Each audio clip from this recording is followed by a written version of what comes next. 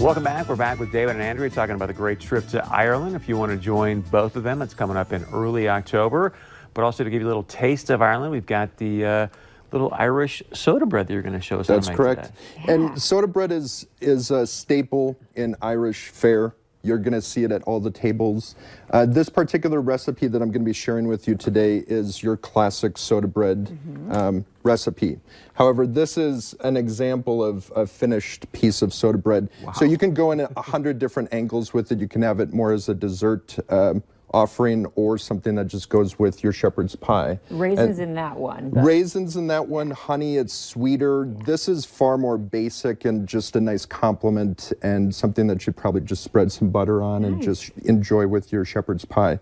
And this was made possible by Great Harvest, so I wanted to give them a shout out here. But this is very simple. It's a quick bread, as they reference, and it's made simply because it was for people who didn't have a lot to spare. Okay. So with this particular recipe, I also wanted to give a shout out to the North Dakota farmers out there. So we're using some local flour. So we've got 4 cups of flour. We've got 4 tablespoons of white sugar that we put in here. And then some baking soda. And then some baking powder. Early references to soda bread date back to about 1830s in Ireland. Wow. Interestingly, the Native Americans used pot ash to leaven their bread and raise their bread. Yeah. So it wasn't until the early 1800s that Ireland and main places in Europe had access to this ingredient, which helped make bread much more easily. Okay. So what we're going to simply do is just put half a cup of margarine in here as well. And Andrea, if you wouldn't mind helping me out here, what we need to do is spray that pan right here.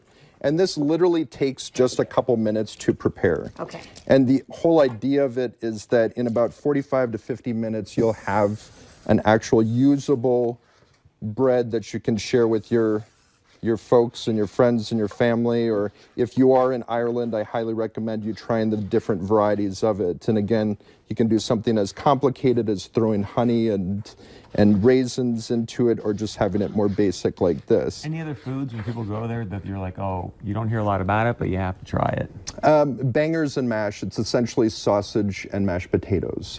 Potatoes are also a huge staple in the diet around there, and you'll have it in 100 different ways. Nice. And I think the thing that you have to worry about is gaining weight while you're on tour, because the food is so good, but the portions are a little bit ridiculous. You have to tread lightly and make sure that you don't... well, Guinness is like a meal in itself. Yes, it is. Okay. But low in alcohol content, so... But we'll be walking too. I mean, we yes. have to be able to have good walking shoes, trust me. Yes. And because some tours are by bus, is that correct? And that's some correct. are walking tours, and you might be able to choose even. Well, the nice thing about it is that a majority of this tour, in order to get from point A to point B, you're never on the coach for too long. Okay. However, when you do go to Kilkenny, which is a medieval city, when you're in Dublin, when you're in Killarney, you'll be doing a lot of walking. So it gives you the opportunity to get out and explore and kind of work off those calories. If you get tired, you can go into a local pub and have a cup of tea or a Guinness to get your wits back.